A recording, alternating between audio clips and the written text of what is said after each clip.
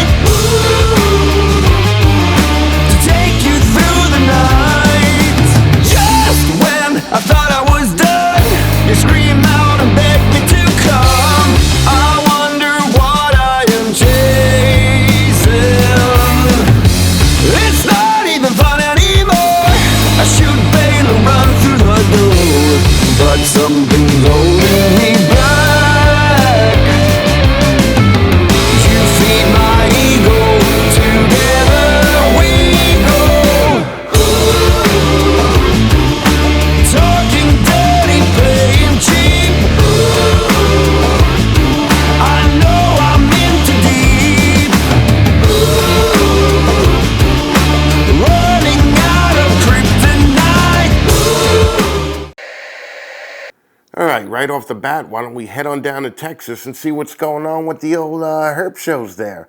Yeah, I'm reading off the iPad again, so you gotta deal with the glare. I don't know what to tell you. They're gonna be in Corpus Christi, Texas on February 25th and 26th. They're gonna be in Baton Rouge, Louisiana on March 4th and 5th. They're gonna be in Bryan. That's also known as College Station for all you non-fucking Texas people. On March 11th and 12th, they're gonna be in Branch Davidian headquarters, Waco, Texas, on March 25th and 26th. They're gonna be back in Louisiana, in Slidell, on April 1st and 2nd. They're gonna be at Austin, Austin, fucking the liberal capital of Texas, on April 22nd and 23rd. They're gonna be in Pearland, Texas, on March 6th and 7th. And then they're going back to Louisiana. They're going to be in Lake Charles on June 3rd and 4th. Listen, go to herpshow.net, get all the fucking dates. And, while you're there, why don't you go to this whole ask a question thing over here, and you guys could fucking ask any questions that you may have and tell Sean and Lori what an amazing fucking job they're doing. herpshow.net.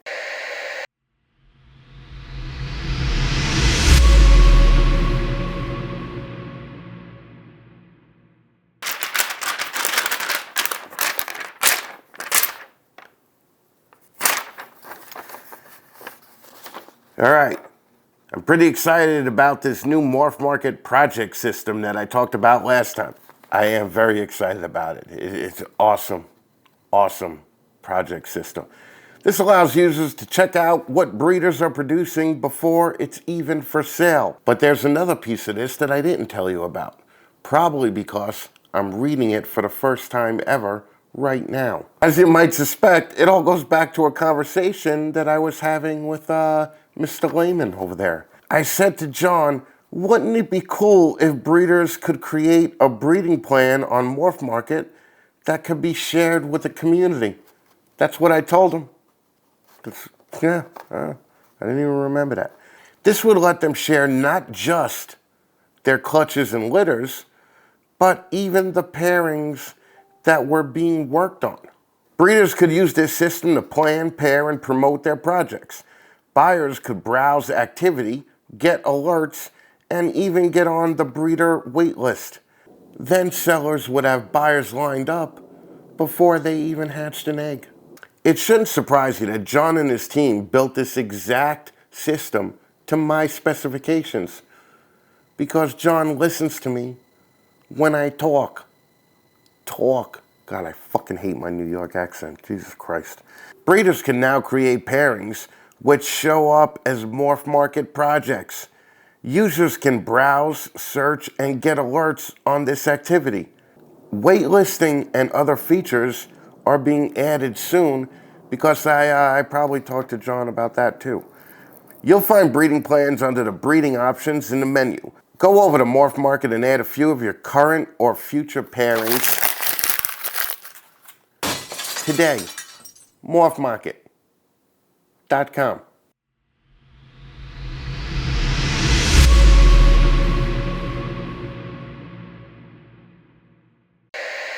All right, so I've come under some fire in the last few weeks for my comments about podcast hosts who have been doing this for only a couple of years and basically saying how they just annoy the piss out of me because they know nothing.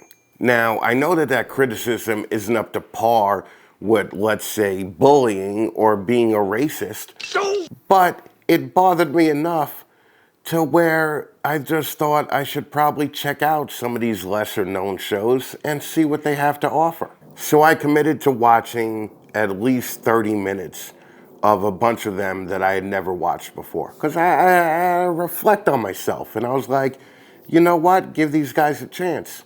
And after about 2 hours of watching these shows, I came to the conclusion that I was right. Fuck you guys. You guys suck.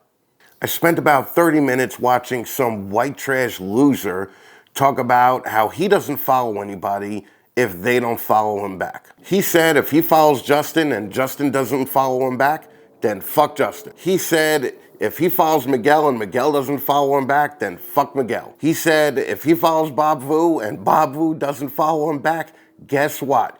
Then fuck Bob Vu too. They're not better than him. And if he follows them and they don't follow him back, then fuck them.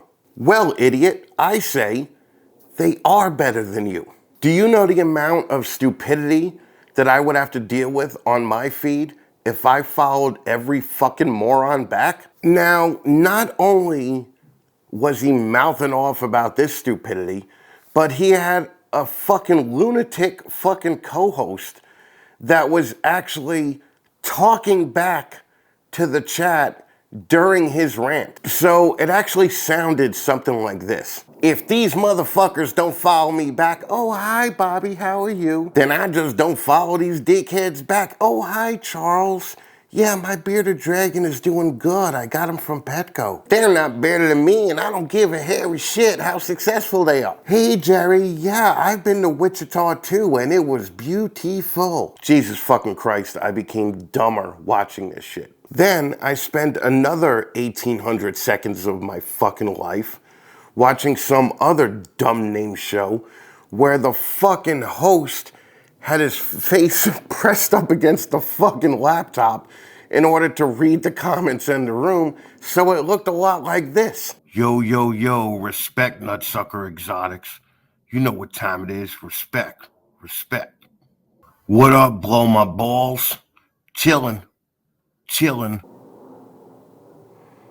Is this what the new people and the young people coming into the hobby find interesting these days? I spent the rest of the 2 hours watching unsuccessful people interview other unsuccessful people trying to tell them how to be successful. Now, I don't want you to confuse the issue. I'm not saying that there's not new people out there who just got started doing great things. If you're bringing a ton of positivity to the hobby like what Keys is doing with his show, keep doing it. He's a great guy. He's likable as fuck, and you can't help but smile when this guy's in the same room as you. If you're asking intelligent questions to your guests that haven't been asked 1,000 times before, like Mike over at Herb Collectors, keep doing it. If you're educating people like Leviathan is doing and literally raising the bar with every fucking video they put out, keep doing that. Even with these good shows, do I agree with them all the time? Hell no, I don't. But I recognize that what they're doing is good, and I want to see where they take this. But overall, I'm going to stick to my words. You guys who have been doing this for under 3 years, under 5 years, should not be hosting your own fucking shows. Stay tuned for some do's and don'ts after the old ad reads here. Listen, don't be a rep to bitch. I shouldn't have to say that anymore. But every fucking show, I have to convince certain people to not be rep-to-bitches, and I'm getting sick of it. Rep-to-Chip has all the solutions for all of your reptile bedding needs. You could even do bioactive shit with it if you're one of the fucking psychos that bring shit-eating bugs into your home. Rep-to-Chip is the best cocoa substrate on the fucking planet. It's a veteran-owned company that you could be proud to buy from. Go check them out now at reptochip.com. All right, we're going to pop over the Redline ad really quick. Redline Shipping is the #1 service for all your live reptile, aquatics, and invertebrate shipping needs.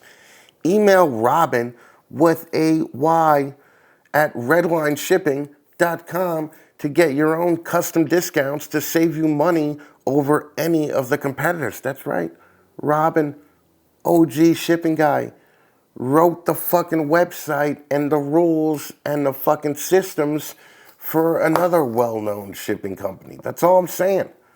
Fucking, you gotta go with the guy that created it, all right? Since we're in winter, live shipping is less frequent due to the cold temperatures.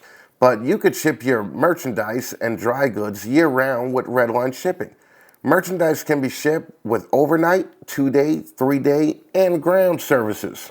If you follow the Redline guidelines for temperatures and heat pack use, you can ship live animals throughout the winter and still make use of Redline Shipping on time and live arrival insurance. RedlineShipping.com has the best website and interface in the industry because they were the ones that created the fucking website that you've been using for all this time, including features and functions that are available nowhere else.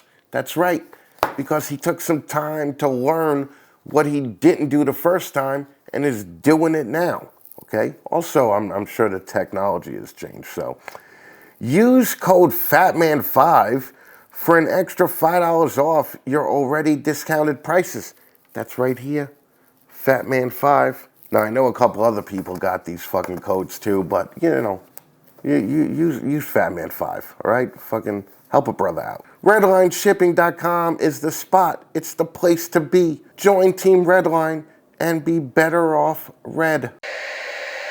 So after I spent a few hours watching these waste your time fucking shows on YouTube, I had to ask myself the obvious question. Am I potentially adding to this problem with the giveaway that I'm currently running? Yeah, yes and no, okay? I have faith that there are people out there with huge personalities who are doing things the right way and know enough to know what they don't know. Can the winner possibly be another time-wasting asshole? Yeah, sure, yeah. I mean, it's the risk you run. But I think taking that chance is worth it to find a great fucking online reptile personality. I mean, look, I don't want to do this shit forever.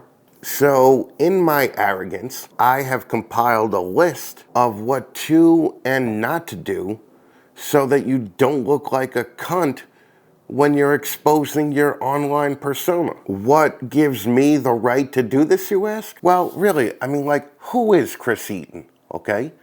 I've been keeping reptiles since 1999, successfully, okay, I might add.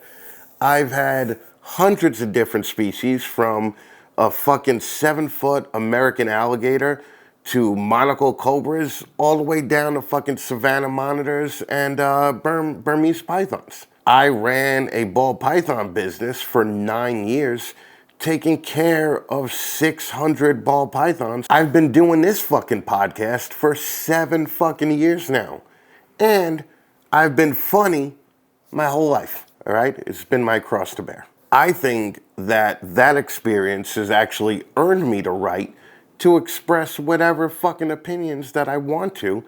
And listen, 25 years trumps 3 years, no matter how you cut it. So here's my top 5 things to do or not to do if you host your own reptile podcast, or even if you're going to be a guest on somebody else's reptile podcast. Number 1, don't be a racist or a bully.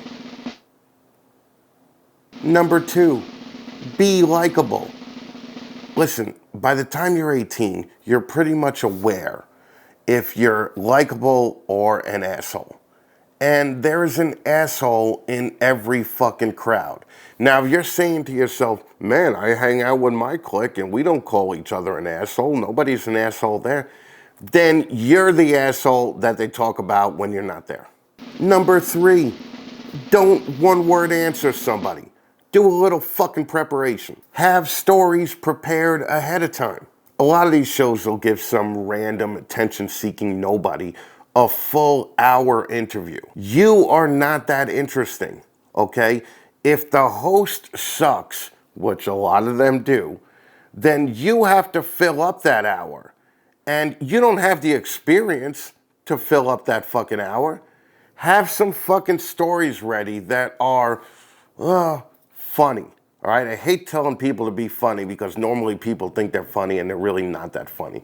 But try and be funny at least, because you don't deserve an hour-long interview on your first fucking interview. That's all I'm saying. You're lucky enough to be on a platform that hopefully is larger than yours already. Make the fucking most of it. Number 4, take a fucking shower, okay? Nobody wants to see you after working 12 hours at Walmart stocking shelves. And for all you ladies, slap on a little makeup. There's no Snapchat filter on a live.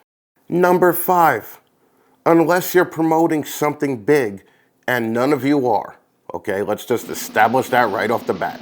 None of you are. Don't be on 3 different fucking podcasts in a month.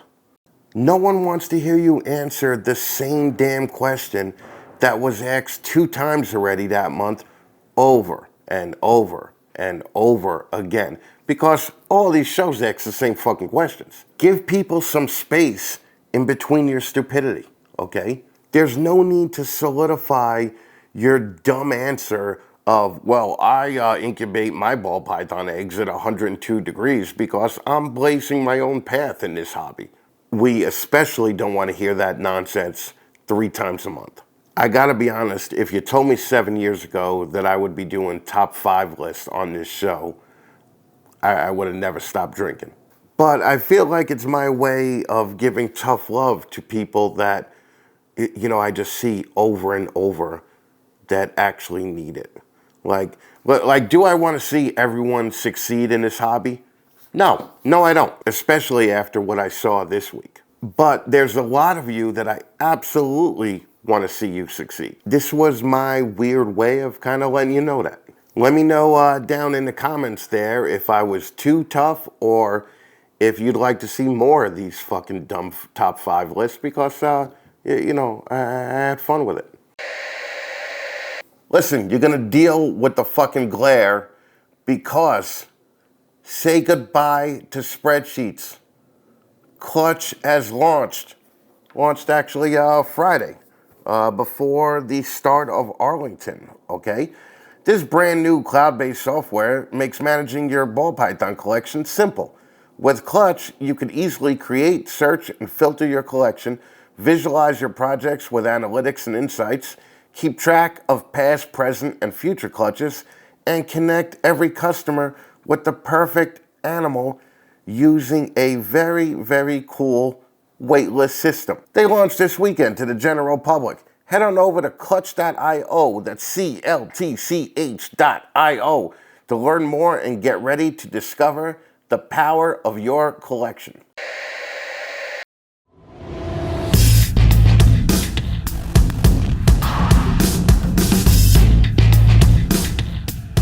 Ladies and gentlemen, boys and girls, children of all ages, Snakes and the Fatman proudly brings to you its new breeder segment, 15 Minutes of Lame!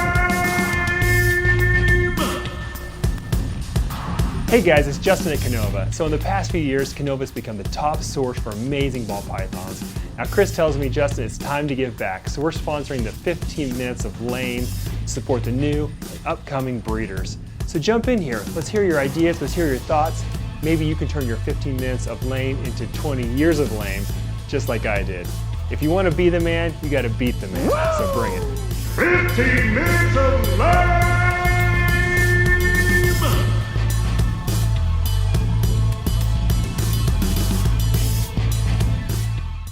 Look at this, guys. My next guest on 15 Minutes of Lane for the new year, Mr. Chris Sundly of CS Reptile Exotics. What's up, Chris? Hey, man, what's going on?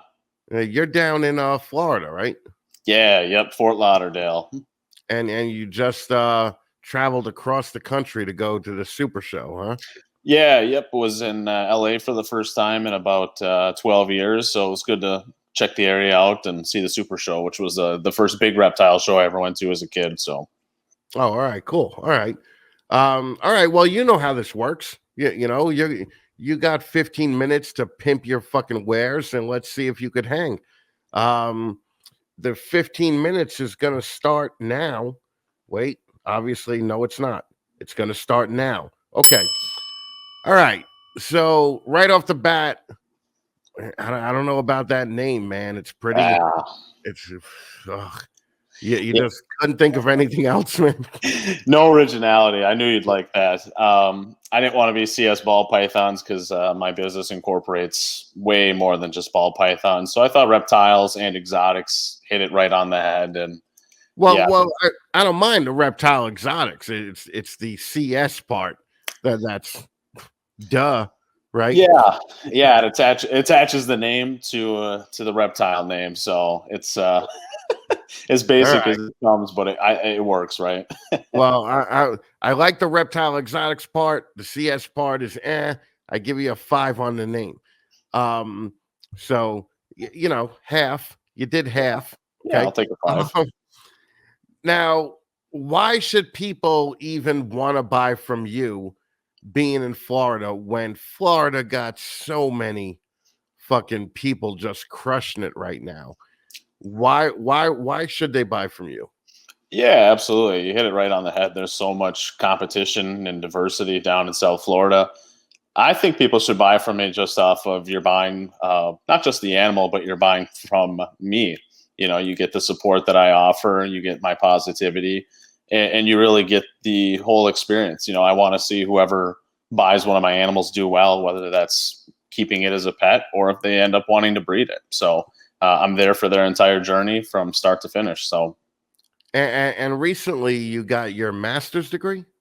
Yeah, I just graduated about 3 weeks ago with my MBA. So I was doing that with the reptiles plus a full-time job. So a lot more time free right now, man. Well, I definitely bring that up because a dude that goes after a master's degree is probably pretty trustworthy. You could probably depend on this guy to do what he says. What's the degree in? Business administration. Okay. All right. Now, are you, I know you just went to the Super Show, but are you a show guy in general for your business? No, not really. I like to go to the shows just to experience them. Normally, I don't have a lot of weekends off, so I don't want to spend much working. I love to travel. Wait, Chris, you're breaking up now. Wait, there you go. You're back again. Yeah, sorry about that. No, not a show guy at all. I like to travel and I like to see the U.S. So I travel to all the big shows, or at least try to, and I just go as an enthusiast or as a customer. I think that's the best way to do the shows. It's the most enjoyable way. So you don't vend the shows? I've vended a couple really small shows about 3-4 years ago, but it just, I don't know, making $500 to $1,000 on a Saturday versus kind of doing what I want or just being able to not work is way more enjoyable for me. Right. It's not worth it, right? Now you're in Florida, so were the shows you go into were they shitty Repticons? Oh yeah. All right. The Repticons are just the fucking worst, man. Yeah, would love to have Herps come on down to South Florida. Well, how long have you been doing this? So I started in 2018. So this will be my 5th year breeding. And I got back into reptiles back in around 2008 when I was 14, and started breeding leopard geckos at 15 and 16, and got back into it after the college and professional life settled down. So, Right. Okay. So you also don't just do ball pythons. You do other species, right? yeah, that's correct. All right. What other species do you do? Yeah, so my second biggest thing outside of ball pythons is lychees. I love the Leachianus geckos. And then I keep a lot of stuff as like pet projects. So I Okay. do like blue tongue skinks, bearded dragons, and hognose snakes right now. So as time and space opens up, I'll definitely like to get into those more and expand a little bit more on them. How many animals do you have in the house right now? About 65, 70-ish.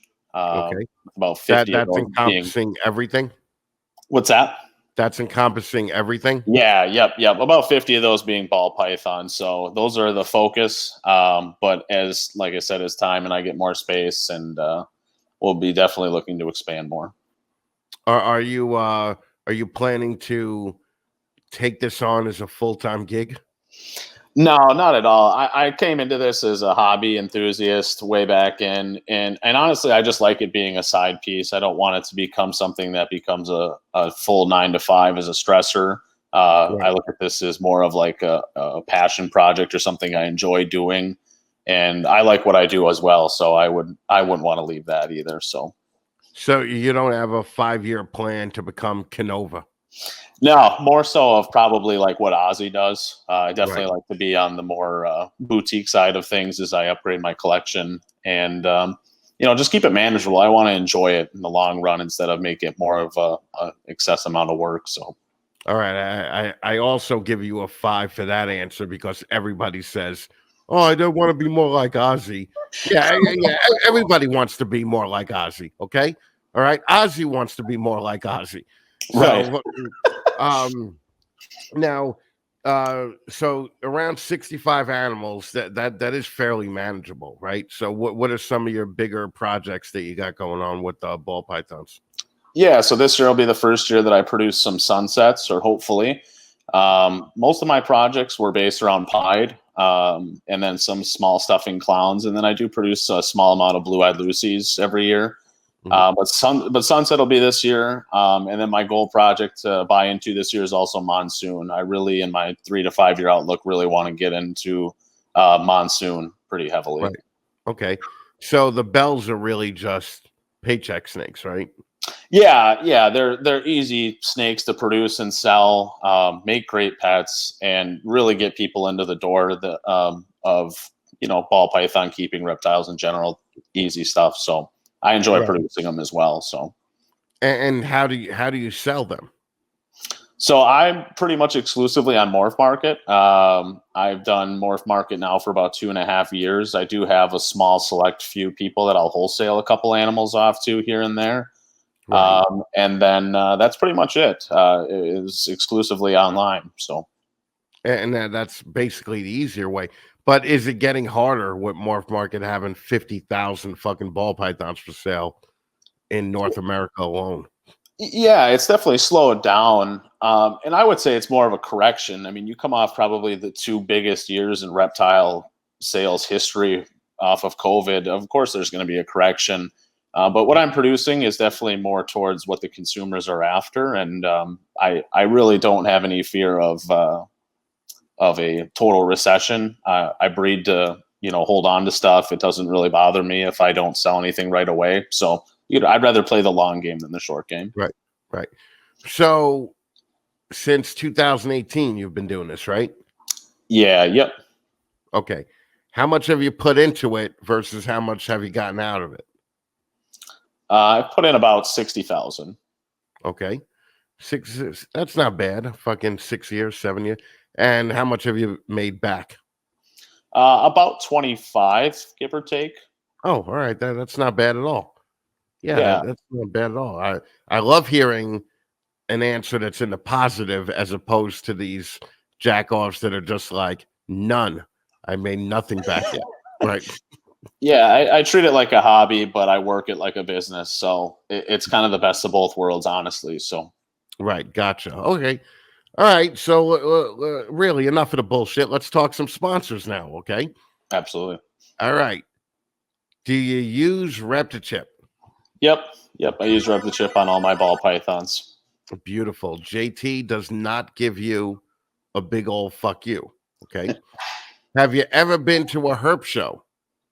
I have not. It's a little bit out of my neck of the woods. I'd like to get to one this year, and then with the hopes of them expanding into Florida. That is a very reasonable response. However, Sean Gray still gives you a big fuck you. Okay.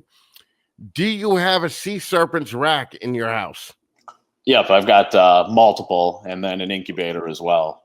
Fucking awesome. You can't be in Florida and not have something from Chris. No, he's right down the road. Does not give you a fuck you. That's great. Do you have at least one focus cubed habitat cage in your house? Not yet. It is on the list of this year to get. It'll be either a blue or a green tree monitor enclosure or a green tree python enclosure, but it's on the list. But I'll take the fuck you for right now. Yeah. You already got the fuck you from Stephen and Ashley. Okay? Yeah. Now, this is a twofer. Have you ever bought a snake from Justin, and do you use clutch? I have bought a Canova snake. I do not use clutch. I have a small enough collection to where I think I can manage it right now on my own. Well, Justin's going to put one hand in his pocket, but he's going to keep the other hand out with a big fuck you. All right? Yeah. Do you use Redline shipping? Yes. Yep. I switched over to them this year. That's fucking awesome. Robin does not give you a big old fuck you. Now, have you bought a leopard gecko from Geeky Gecko Creations? I have not. See, I told Frank just to stand there and just consistently and continually keep the middle finger up. So Frank gives you a big old fuck you. Love the diversity, though. Let's really end this on a bang. Do you obviously use Morph Market? Yeah. Yep. Use Morph Market very heavily. Love it. It's industry game changing. John Lehman does not give you a fuck you. All right. Here's the final question, and I think I know the answer, so I think you'll do fine. You're a member of US ARC or no? Yes. Yep. Big US ARC member, especially living down here. It's paramount to be a member. Absolutely. Phil Goss does not give you a fuck you. Okay. However, I lied, and we're going to end it on a fuck you, I believe. Have you ever used Stewart Design for marketing or logo design? No, clearly I have not. Right. Blake Stewart just is slapping you with his fucking big old middle finger right now. Big and time. Giving you a big old fuck you. However, you got about half right? I think so. Yeah, about 50. You did good, man. You did okay. Now, where could people get in touch with you at? Yeah, so you can get in touch with me either on Instagram at CS Reptile Exotics or through my Morph Market, which is also CS Reptile Exotics. I also do have a personal book page and Instagram where you go through the business page. Okay, and you're Chris Sundly on Facebook, right? Yeah, that is correct. Yeah. Do you actually want people to message you, or are you at that stage now? Because you've been doing this for 7 years, you kind of know this is a community of fucking 80% assholes, 20% cool people. Do you actually want to throw your fucking line out into the 80% asshole people, or would you rather them just not talk to you at all? I don't mind it. But like I said, I'd prefer it through the business page or the business Instagram more so than the personal page. But I always like a good conversation, and yeah. So, would you consider yourself a people person? In the right environment, I definitely like to have my time and my space. But in any situation, I think I could go in and talk to somebody. But at the end of the day, it definitely can wear you out. So, right. Are you married? Do you have kids? No, single, 2 dogs. and 29. Fucking 29 with a master's degree. Fucking, you're probably around 6 around the look scale. Man, you want the you want the lower 80% because fucking there's probably hood rats all over Florida that want a fucking piece of you, man. That's all I'm saying. Fucking what a great life. Fucking 29 and single. I fucking remember that shit. Nobody telling you what to do. Nobody fucking saying that you can't put a fucking 7-foot Darth Vader statue in your living room. Fucking just that's the way it goes, man. Is there anything that you want to pimp besides yourself that you have coming? Nothing really excessively that I've come in. I'm just excited about, producing Sunset stuff this year. Nothing really crazy, but just base Gene Sunset and a couple other things. But I don't have anything for myself, but somebody that was really influential to me early on was Garrick DeMeyer from Royal Constrictor Designs. I grew up a couple hours from him, and he is very integral into why I came into this and how I carry myself on a business perspective, similar to how he does. So big shout out to him, and always have been a big supporter of his for years. So great guy. Did you get your first Sunset from Garrick? No, actually. It doesn't matter. Your 15 minutes were up. But since you're a good-looking 29-year-old with a master's degree, I would like to get vicariously laid through you. So, who'd you get your first Sunset from? I think it was from. I can't remember. I bought it at a show. I honestly can't even remember. It all just runs together. It wasn't anybody big that I remember. I just sent the money and got it. So what you're saying is that you don't give a fuck who you buy from, right? You'll just buy from anybody.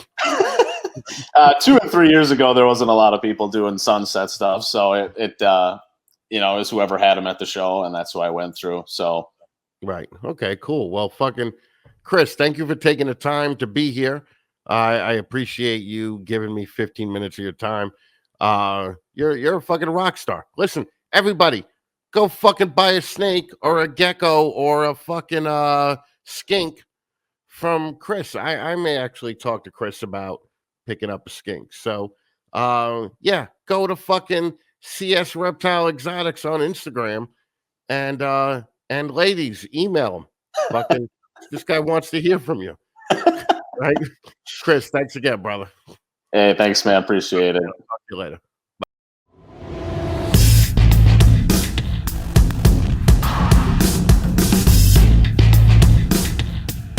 Ladies and gentlemen, boys and girls, children of all ages, Snakes in the Fatman proudly brings to you its new breeder segment, 15 Minutes of Lame!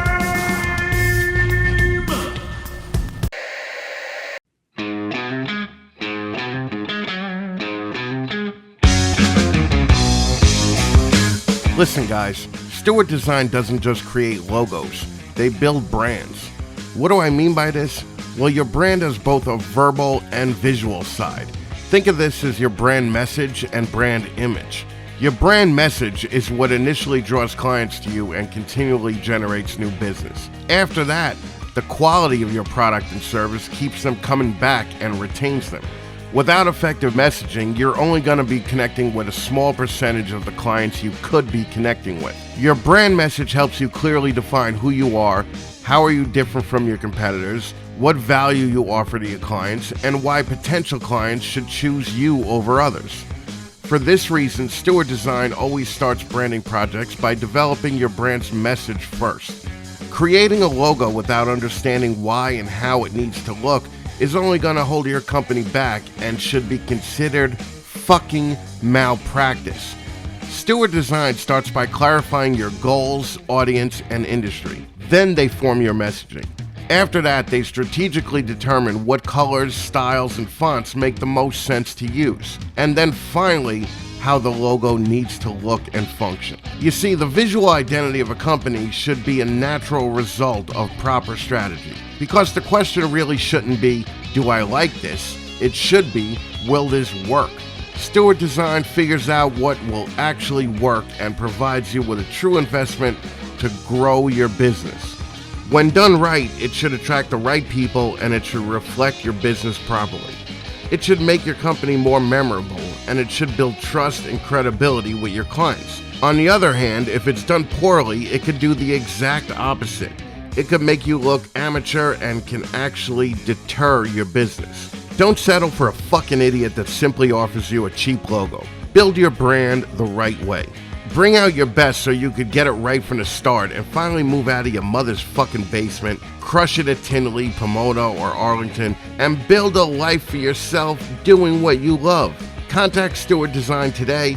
You could reach them at sdidentity.com. Again, that's sdidentity.com.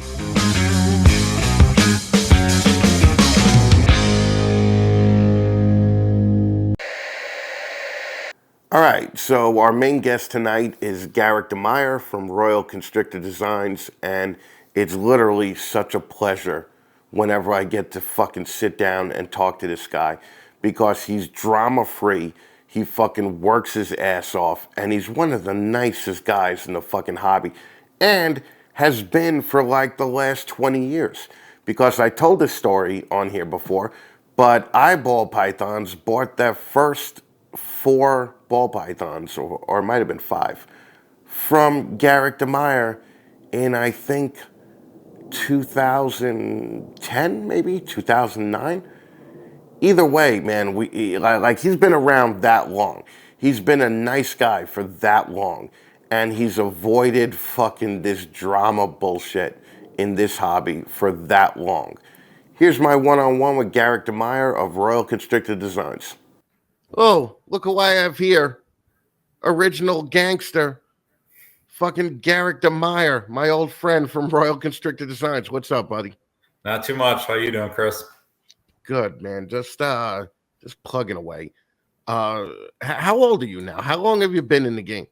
Well, I just turned 50 last October. Actually, while I was at Tinley, I had my 50th birthday. So it was awesome. Some really good friends of ours from back home surprised me and showed up down there. Just knocked on our hotel door after the show on Saturday, and it was a fantastic time. But anyway, so yeah, I'm 50 years old. I've been breeding reptiles for 30 years now, and this is my 23rd year being in business full time. And I've been actually breeding ball pythons for 23 years as well. So I used to breed a lot of bearded dragons and leopard geckos and crested geckos and veiled chameleons and tons of other different things. And I was just starting to get into ball pythons when I went full time. And now ball pythons have kind of taken over my entire existence, more or less. So you were born in 72. Yeah. So your formative years were in the 80s, like me. 80s and early 90s. Early 90s, yeah. Mm-hmm. Yeah. What was Garrick DeMeyer like in high school? What I was like in the beginning was probably like an introverted, little bit nerdy, I would say, like very quiet, no self-confidence. By the time I graduated high school, I was doing sports and I was a lot more outgoing then. I had a lot of friends. I took track and cross country, and I met a lot of really good friends who I'm still friends with to this day that way. But I would say for the most part, I was relatively quiet. Well, what kind of music did you like back then? Oh, 80s rock, of course. Yeah, fucking hair bands. Hair bands. Yeah, that was my main thing. Guns N' Roses and Def Leppard, Poison, Skid Row, all that kind of stuff. Yeah, it's so nice to talk to a dude that's actually grew up the way I grew up, man. Mm-hmm. And not these people that grew up in the 2000s where I'm just like, what the fuck, man? Yeah. You still listen to that shit? Yeah. Mm-hmm. Yeah. I mean, not all the time, but it's on my phone, and when I'm out for a run or something, I will I'll put in some of that stuff. Yeah. Yeah, it's I'm trying to picture like maybe long-haired or possibly mullet Garrick DeMeyer. Mullet, big time mullet. Yeah. Yeah, little bit poofy on the top and a nice fairly long mullet in the back. Yep. You should see my high school graduation pictures. They are ridiculous. Fucking Joe not Dirt, as ridiculous as some of my classmates. Some of those guys and girls had ridiculous hair back then, so I wasn't quite that bad, but definitely had a mullet. Yeah, I miss the big hair on the women. You know, Oh yeah, that was big always bangs. yeah, exactly. Fucking Yeah. Samantha Fox and shit like that. You know, it was just like, it's like kids today have no idea. Fucking and the internet really ruined it for them. You know, You like know, go ahead. no, I was gonna say I used to have to look at my porno in magazines and then hide it from my mother and Yeah. fucking kids these days got all the porn they need on their phone, man. Oh, So yeah, I'm sure. so how have you adjusted? Because obviously you've been doing this for 22 years or for 30 years, but 22. 23 breeding ball pythons. This is year 23 coming up right now. Okay, so how did you handle the adjustment from sending out mailing lists with fucking snakes for sale to the internet? Because I remember when it was I remember that change, and I remember when King Snake fucking was huge. Yeah. And how did Royal Constrictor Designs handle the whole, we're going to switch over from sending out a self-addressed, envelope to get, with prices to everything's online now? Well, when I was first getting into the hobby, I've been in the hobby since I was a little kid. I was, keeping lizards and things. But when I first started getting into maybe starting to buy and sell things, I wasn't really doing much selling back then. Like I'm 91 to 94 ish. I was mostly in the buying stage, just experimenting with different species. And I was getting those price lists from like Glades Herp, Tom Crutchfield, numerous other places. I get like a monthly price list delivered to, through the mail, but I never really had to send those out. By the time I actually got to the point where I was starting to produce enough stuff to sell, the internet was kind of coming along. King Snake was getting big. I think King Snake started in 97, if I remember correctly. Right. So that's right around the time when I really started having things to sell. So I just started selling on King Snake. And then in 98, I think it is, I developed my first website, crestedgecko.com. And I started selling my geckos and bearded dragons and things off of there, and also doing shows.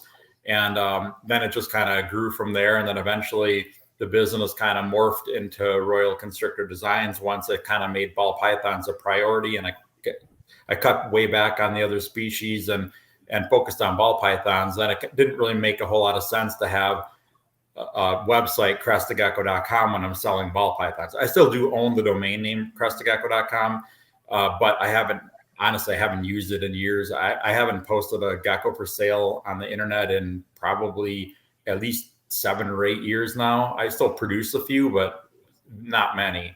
Right. So yeah, we focused on the Royal Constrictor Designs name and just kind of went with that because, we have ball pythons for sale and it just made sense.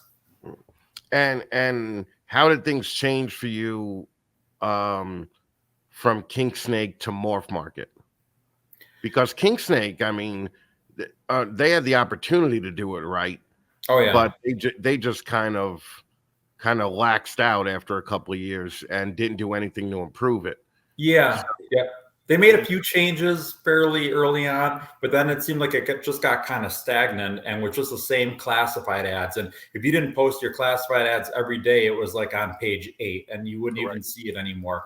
So it was really got to be a challenge to sell things on there. And then a few years ago, more than several years ago now, when John was first developing Morph Market, he actually contacted me and we had talked about it a few times about different ways to do it and stuff. And so I was one of the first people on Morph Market when it first went live. And it was really nice because everything that's on my website, I can automatically upload to Morph Market. And so it made it really easy for me. I didn't have to do separate ads for Morph Market. I could just basically, it more or less copies from my website right to Morph Market. Mm-hmm. So when a couple of years ago, when we developed our new website, I had my web development team actually work with John to make sure that the new website was going to be compatible, so I could very easily port everything over from one site to the next. So now I can do that. Like just today, well, over the last month, I probably added 300 new ball pythons to my website, and then I can upload those to Morph Market at any time I want. Like today, I probably added another 20 or 30 snakes to my website. Tomorrow, I'm hoping to do about 50 more. And once all those are up, I can just upload everything up to Morph Market, and all those new snakes will appear on my account on Morph Market. Well, and do the majority of your sales come from your website or from Morph Market? It's kind of mixed. Most of the people that contact me through Morph Market, I encourage them to purchase through my website, because I've got an automatic payment system where people can use credit card, debit card, PayPal, everything like that. So I'd say a lot of my sales are through my website, but I think I get a lot of initial contact through Morph Market. Okay. And financially, did things change once you switched over from King Snake to Morph Market? I don't even really know. I would say, financial situations change all the time, but I'd say I had more people contacting me through Morph Market than I did through King Snake. Like people that were responding to my classified ads on King Snake, I think I get more people responding to my Morph Market ads than I ever did at King Snake, or at least not. I haven't used King Snake in several years, so I don't know how it would be now. I can't imagine it would really be any better than it was a few years ago when I think it's exactly the same. Yeah. Yeah. I actually haven't even, I feel a little bit bad by saying this, but I haven't even typed in that King Snake URL in probably 4 or 5 years. I just, Morph Market really is the place where you sell snakes online. So that's, everybody else uses it. So that's kind of where I'm going to focus my attention on too. Right. Well, we bought our first snakes from you, from Eyeballs, through your website. Yep. And Morph Market didn't come around until a couple of years later. You had enough reputation where we just went to your website directly because we've heard of you. I mean, there were really only 5 or 6 white guys 15 years ago doing this. Fucking and the ones that mattered you heard about. So that's why I think that you're one of the few people that we bought directly off a website from, and I remember we still called you and everything, and I remember talking to you. I definitely remember talking to you on the phone. Yeah. So it was it was a lot of fun back then, but I don't know how you're still doing it. Fucking 15, 18 years later, man. It's like I got burned out after 9. So I've been pretty lucky to be, well, I wouldn't say it's all luck, but I've been pretty successful at it. And, I'm not going to stop because it's my career. It's what I'm going to do. It's not like I'm going to just sell off my collection and go work somewhere else. I couldn't imagine working for anybody at this point. I mean, I'm kind of always on the clock at some point, but at least it's my own clock that I'm punching and not somebody else's. And I'm so independent. Like I feel like I know what I'm doing well enough that I couldn't work for somebody else that's telling me what to do, because chances are I kind of have a better idea about how to do it. So I don't think I'd be very hireable in a lot of situations. I think I've been always kind of meant to be an entrepreneur and my own boss. Well, it kind of fits in with all these other ball python people. You want to talk about unhireable? These motherfuckers. There's nothing else they could be doing. But at the end of the day, right? Like you're probably what, top 10 or 12 producer in the country? I don't know. I think for the size of my staff, my employees, for the number of people I have working for me, including myself, I probably produce more ball pythons than anybody in the country. Who else? Okay, so it's me. It's one full-time person. And then I actually just recently hired a couple people to just kind of do some general cleaning in the shop and actually have somebody coming in and helping me feed all the baby snakes. And then my wife actually helps me when we take pictures. She'll actually write down all the information and I'll take the picture so that I can go and match up the information to the picture when I post it on my website. But, as far as the physical work with taking care of the animals, it's mostly just been me and one other person. And, we've been averaging over the past 3 or 4 years, we've been averaging over 400 clutches a year. So, I mean, that's a hell of a lot of babies to take care of, considering it's just me and one other person. So I do a lot of the actual care myself. I feed every snake, whether it's a baby, an adult, whatever, up until like the last couple of weeks, and I've hired another person to help me with that. And I do all the customer service, phone calls, internet, emails, website stuff. I do all that. And it's a lot, but Right. I mean, 400 clutches. I think last year, or in 2021, we hatched 2,597 babies. I was just looking at the hatch chart for some reason. And then this last year, I actually cut back a little bit, and I only produced, I think, 2,100 and something. Right. So right. Well, you're still running it boutique style with two, like you said, 2 or 3 employees. Yeah. Go ahead. No, I was going to say, like, Wilbanks puts out 3,000 clutches a year. I can't even imagine. And that's 18,000 babies minimum, right? Like, you got to figure. And Wilbanks ain't fucking pulling out tubs and cleaning shit every day. Fucking that's an insane amount of animals, right? But 400 clutches, I mean, we produced 100 one year, and I want be a vacation to me. That'd be a vacation to do 100 clutches in a year. Yeah, I want to kill myself. I'm just like, fuck this. Maybe I made some very wrong turns in my life, But you're putting out 400. And you're actually you're big on YouTube, right? Like, when you put out a video, everybody fucking watches it. So I mean, I get pretty good viewership, I guess. I mean, we're working on hopefully building that over. I've been doing YouTube for at least 10 years now, but we're hoping to build the audience a bit more as time goes on. But yeah, I mean, I try to put out videos whenever I'm able to. It's as far as the care of the animals, I'm a perfectionist, and I feel like I'm gonna do the best job with that job as I can, and or better than anybody else can. So I just try to do as much of the work myself as I can. And with the size of this collection, it's physically impossible. I mean, there aren't enough hours in the week to do everything that needs to get done. So I do value my employees very, very much, and I'm really thankful that I have help with all this. But I do try to do a lot of the work. And really, I mean, I got into breeding reptiles because I liked working with them hands-on.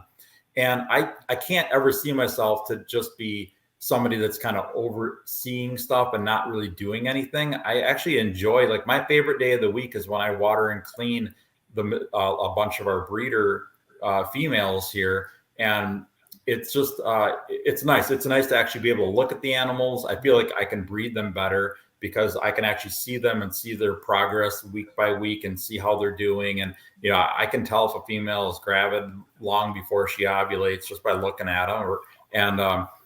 So I really try. I like doing the work. I didn't get into breeding reptiles for a living so that I could sit in front of a computer all day long. I got into it so I could be hands-on with the animals and also do customer service related stuff. So yeah, I'll never, not anytime soon anyway, I won't give up the actual hands-on part of it. I'd like to cut back on it a little bit, but I'm not gonna, I do enjoy that part. I can't even imagine what Mike does with that many clutches. That would be such a nightmare to me. I couldn't even wrap my head around that. Yeah, I can't even imagine the data management that he has to go through every day. Yeah. To and the pictures and everything else. Mm-hmm. Do you have a dedicated social media person for your YouTube videos and for your posts and all that? Well, I post all the YouTube videos myself. We did just recently hire somebody to do some light editing of the videos and, adding a few things to them. But otherwise, usually I literally just take my phone, hand it to my employee, say, okay, shoot. And he presses record. I record it one take. And then when it's done, I take it, plug it into my computer, upload it onto my computer and onto YouTube. And there it is. And that's if I come up with a video at 11 o'clock on Thursday, there's a 75% chance I shot that an hour earlier before it went live on YouTube. That's the way I do. Always kept it really simple. Yeah. And as far as social media stuff, like everything, I do post a lot of it myself, not 100% of it, but I post like all the pictures of my animals. I post myself. So I do a lot of that stuff too. Okay. Well, and after 20 years, you basically did a new logo. Mm-hmm. Right? I think in 2020, right? Yeah, it was 2021, I think. I think it's been almost 2 years, I think. I think it was like May, either late April or May of 2021. Right. And what made you just decide, fuck, we got to rebrand, we got to do something? How come this wasn't called DeMeyer Nova, right? I don't know. We weren't going to change the business name. We get too much traffic on the website with the current domain and everything. So, and also we felt that, I mean, the way Justin did it, I don't know how many people could actually pull that off, but he's able to. I mean, he's right. He's at the top of the food chain with ball pythons, so he can do that. But I think that for me, I don't think I would want to completely do a name change, and I think there'd be some recognition issues in that. Please excuse this brief interruption for a word from one of our sponsors.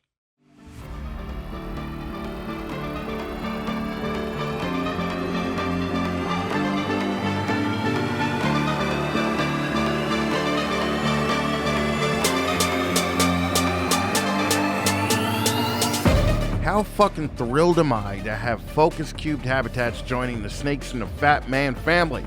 They are literally the best display cages that I've ever owned. I was a fan of this husband and wife team of builders from when they were putting out these amazing pieces of fucking art from their garage. Stephen and Ashley have been keeping reptiles for years, and as experienced keepers, they understand how important your animals are in your life. Focus Cubed Habitats provide security and comfort for your animals while maintaining these insane, badass designs that everyone can appreciate. They give you the opportunity to make their home part of your home. You want options? They've got options. Every Focus Cubed Habitat is custom made to your specs, and you could choose from hundreds of options on their website. Too many options? Ashley and Steven have a huge selection of blog-style articles and complete accessory fact pages on their website to help educate consumers about add-ons that will best fit their individual needs. Listen, at the end of the day, these fucking cages are showpieces. Every cage that Focus builds will be the centerpiece of your reptile room. Hell, they could be the centerpiece of your fucking living room. If you have reptiles that you want to display, look no further than Focus Cubed Habitats. You can follow them on Instagram, Facebook, and even fucking TikTok. Or just go old school and go right to FocusCubedHabitats.com and tell them that the Fat Man told you to drop them a line.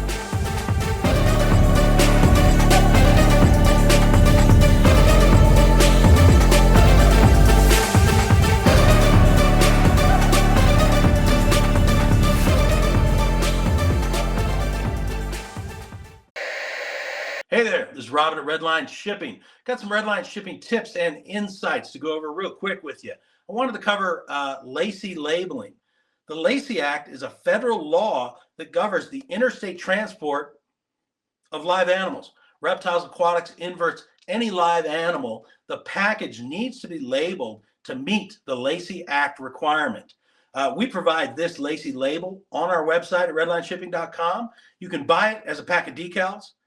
It also comes, the decals come free when you buy packaging from the site, but we also have a free printout. You can just print it out yourself at home and use that for free. With the LACY Act, there's certain verbiage that has to be included on the package. There's some confusion about that. The only word that's actually required by the LACY Act is the word wildlife. It sounds to me like raccoons and squirrels and such. Doesn't sound like reptile specific, but that's the only word that's actually required. Now, very common in our hobby is people put live harmless reptiles or harmless live animals. That's what we have listed on the label.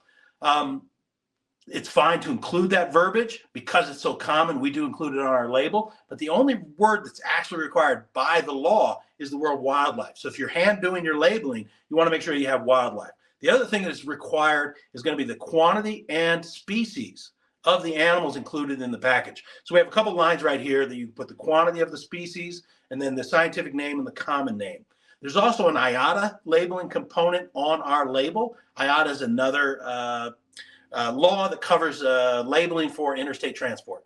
And if you can see at the bottom of our decal, there's a little icon for reptiles, one for aquatics, and one for inverts. You just check the appropriate box, and that gets you IATA compliant as well. So these are available on the site. It's really important when you're shipping interstate live animals that you have the box properly labeled. If you ship to somewhere like Florida, they're absolutely positively going to inspect your box. And if it is not labeled, the box can be confiscated, it can be rejected, and they could actually fine you $10,000 or more for not labeling correctly. So it's something real simple to do. We do provide the decals at the site free. You can buy the nice decals if you want. But it is important to always label your box appropriately. So that's it. Make sure you label your boxes appropriately. Redline Shipping, we support great folks doing great work, and we appreciate your support in return. Thanks a lot. And as far as the new logo goes, I was never really happy with any logo that we ever had in the past. And so we decided, okay, let's kind of not really rebrand, but let's remarket and come up with a logo that's going to really stand out. And I think we did it pretty well. Hope so. Yeah, no, you guys fucking killed it. Did you hire a design company or did you have one of your staff do that? We actually hired a design company. I don't really actually know who actually designed the logo. My business partner, who's my brother-in-law, he actually found somebody, I think overseas somewhere, to just come up with a couple different logo designs, and they came up with one of those. I don't think we hardly paid anything for it. It's nice. It was really, and the weird thing was, I was kind of unsure about it when I have your shirt on, but I was thinking about wearing my shirt. I was kind of a little bit apprehensive about it because I'm like, well, the head isn't shaped like a ball python. So is that going to work? And what about all these weird colors? Some of them don't actually even exist in ball pythons. And I was thinking about it too much instead of just looking at it and saying, that's a really cool logo. I think people will really like that. So we went with it and it worked out really well. No, I fucking love your new logo, man. I thought you hired a professional company. I wouldn't have thought that that you just got some overseas guy to do it. So it's probably one of the better logos. I like it. And have you seen most of these fucking ball python logos? There'd be a fucking rattlesnake on it that says like fucking suck my balls or fucking eat my balls. It's so fucking ridiculous. So you don't got to worry about shit like that. Well, that's the problem with the name ball python. It's just too easy to have something with balls on there. Thank God there aren't any blue ball pythons out there yet. Please, there's going to be a company in the next year named Blue Ball Python. So it's just ridiculous. Yeah. Has your sales gone down in the last year and a half or so? Now that we're in a downturn for the market, I don't want to call it a recession. I want to call it more of a correction, because I think in the next 2 years, maybe year and a half, a lot of the COVID people are going to realize that this isn't a quick money making thing, and they're going to go out of it or get out of it. But 52,000 ball pythons for sale on Morph Market, that's a lot. Only about 1% of those are actually mine. Yeah. Still 1% though. I mean, COVID, the pandemic was awesome for ball python breeders.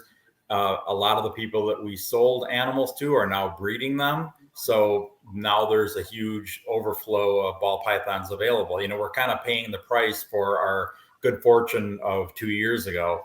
So, it's the market has gone through a lot of ups and downs in the last 23 years since I've been working with ball pythons. And this is the most significant one that I've felt. In the past, when we've had recessions and price drops and stuff, I never really felt it with my business a whole lot. I mean, we've done really, really well through this entire period of time, and we're still doing well. But Sales have definitely dropped. I would say in the last 6 months. It's been slow. Like this last Tinley, we only sold about half the number of snakes that we did at the previous Tinley and the one before that as well.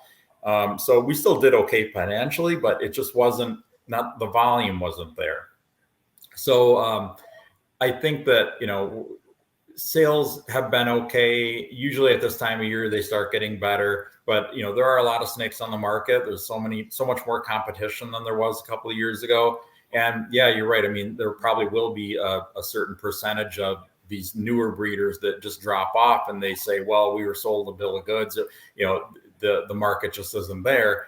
It is. You just have to ride through these low points. And like I said, this is one of the lower points that I've ever experienced, but I have faith in the market. I think it'll be just fine. It just has to correct itself a little bit. And some of breeders need to get out or will end up getting out, whether they need to or not, debatable, but it's just going to change. And I think in 2 or 3 years from now, things will probably be closer to what it was in like 2017, 2018, which were good years too. So well, see what happens with 52,000 on there, and that's just in North America.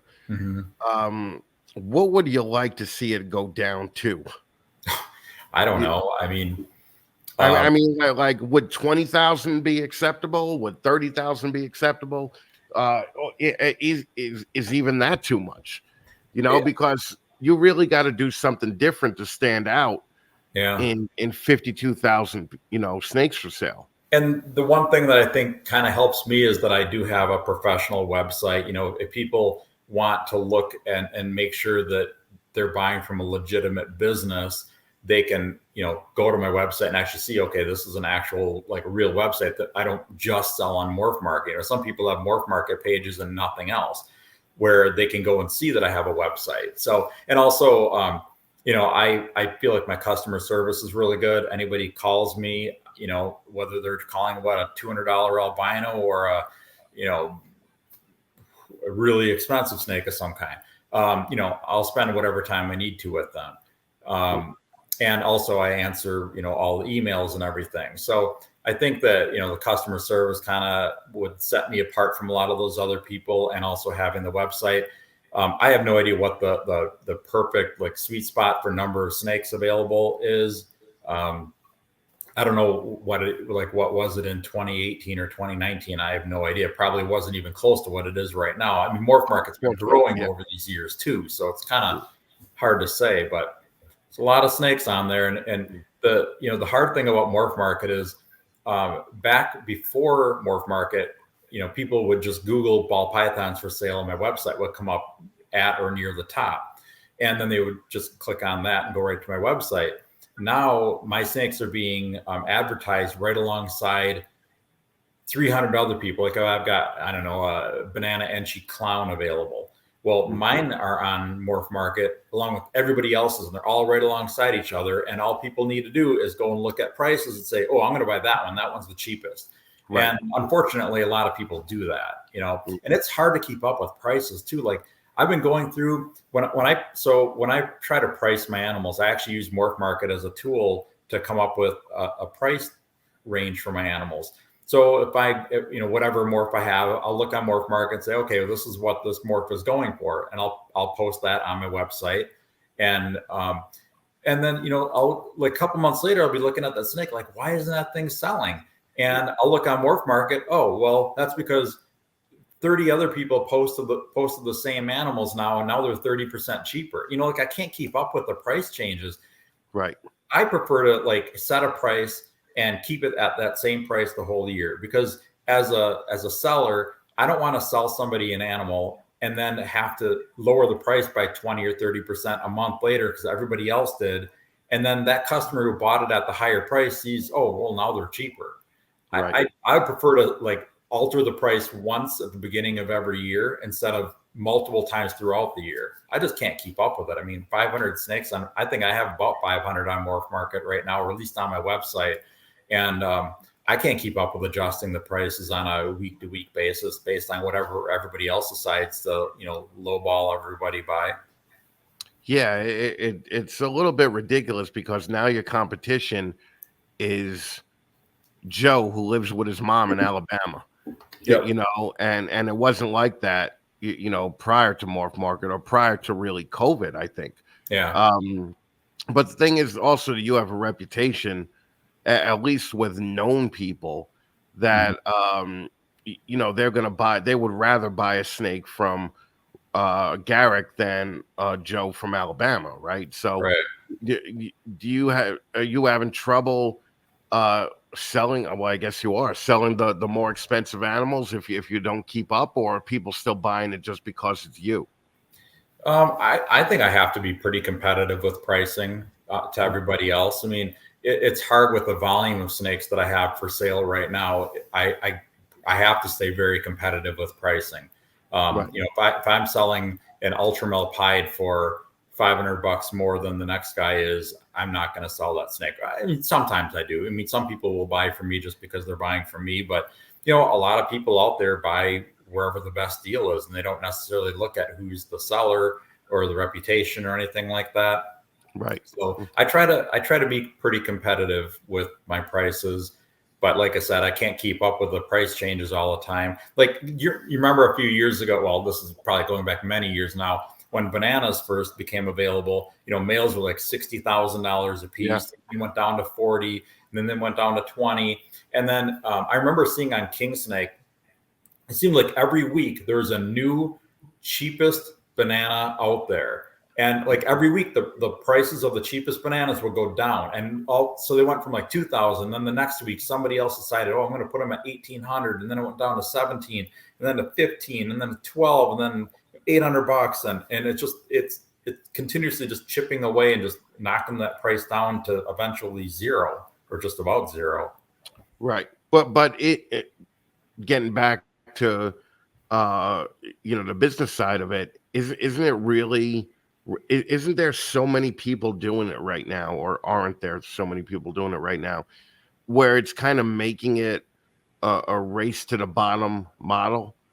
Because I don't think these new guys have any idea how valuable an empty tub is. Okay.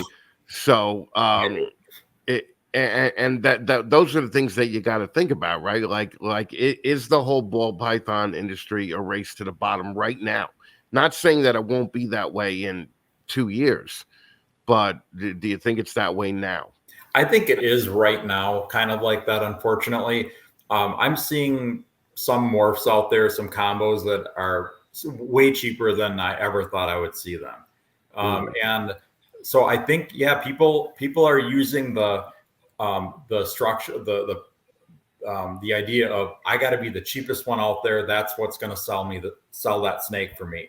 And it's like, yeah, I mean, I was looking at up pricing on like pastel hypo clowns. I posted one on my website today, and I just wanted to know what they are going for now. I was like, the cheapest ones that were on there were like, oh, $800. Okay, well, that's pretty cheap for a double recessive clown combo, but whatever. But then I saw somebody had posted a pastel clown het hypo male on there, I think, for $150. It's like, right. Really, $150? Like, wholesale that thing. Don't even put that. I mean, it was way cheaper than anybody else, but still, it's like $150 for a pastel clown, and it's het hypo too. That just seems. Well, that's because everybody hates pastel now, right? Well, like 10 years ago, everybody loved pastel. Now everybody hates it, just like, you know, anything else. You can't sell a super pastel for shit nowadays, you know? So, and I remember when we bought Killer Clowns back in 2011 or 12, you know, they were $18,000, fucking $15,000. So, it's the same with Spider. You know, my old partner is selling double hat visual Desert Ghost Xanthics. And just because it has Spider in it, people are asking him to drop his price by $1,000. Yeah, it's like having that gene in there actually reduces the value of the other genes that are in there. Yeah, it's unfortunate the way that happens sometimes. And you know, pastel, I think, has its place. It doesn't belong in every combo. I mean, even clowns. There are some clowns that look like crap with pastel in it as adults, and there are some that actually look really good. And it's just a matter of, just like with anything else, it's just a matter of hitting that right gene combination to bring out the best qualities of all the genes involved. And unfortunately, pastel, like a regular pastel clown as a baby, they look pretty nice as an adult. Some of them look good, some of them look pretty crappy. And killer clowns, same way. They were pretty underwhelming as adults. But you put some certain other genes in there, and you can have a really nice looking snake. And but pastel has just kind of been villainized, I think, in the ball python industry over the past 2 or 3 years. And like I said, I think it still has a place in there. I just don't think it has a place in every combo. Like, I'm actually trying to cut back. I've already cut way back on the number of spiders that I have, not because I'm opposed to keeping them. I mean, I've had spider in my collection since I bought my first one from Nerd in 2003, and I've had very few that I've ever had any real problems with as far as like the spins and stuff. I mean, and all of them ate really well and everything. But yeah, I cut way back on it just because people don't want to buy them. So why would I want to produce something that nobody wants to buy? Even if I don't agree with it, nobody wants to buy it. So right. Well, do you think the goal of more of like the old school guys like you is still to make that adult look just as good as that baby? Is that the goal for the industry? I mean, obviously not for these kids that come in and want to make money at it overnight, but right. Is that your goal to make a snake that looks just as good as the baby 3, 4, 5 years later? Yeah, I mean, that's the ideal situation. I mean, you want to have something that looks awesome as a baby, first of all, but you want to have something that the person who buys it as a baby is going to enjoy what it looks like as an adult. And so, yeah, I mean, I've been experimenting with a lot of different gene combos every year. I try some different crazy gene combos to see what I can get, because you never know how they're going to turn out really until you actually do it. But yeah, I think that's kind of the name of the game, is just to try to make something that's going to look good through its entire life. And then, you can show people, like, this is what this thing looks like as an adult. It's not quite the same as when it was a baby, but it's still awesome. And yeah, so just trying to figure out what combinations are going to be best for that. Well, Sunset ran into that, right? It's like they look great as babies, but then they just brown out and they look like pieces of shit as an adult. Are you into the Sunset project? Not significantly. I've got I think I've got like 3 possible het females, and one of them actually has spider in it. And then I've got like a OD NG pastel, I think, het Sunset male that actually I've got on breeder loan from Doug Knacker. Hissy Fit Reptiles. He actually lives a couple miles away from me, so I had these 3 possible het females here, and he said, well, I have this male, you want to just breed them together? And sure, why not? So but no, I've never gotten into the Sunset too much. I think I mean, I'm kind of a believer that there's potential in almost every morph, so it's just a matter of putting the right genes together. So I'm not opposed to having some Sunset in my collection, but it'll never be a big part of my collection. Right. Well, now that you dropped Doug Knacker's name, I'm curious as what you think to Chris Sundly is going to be the 15 minutes of lame guest on this.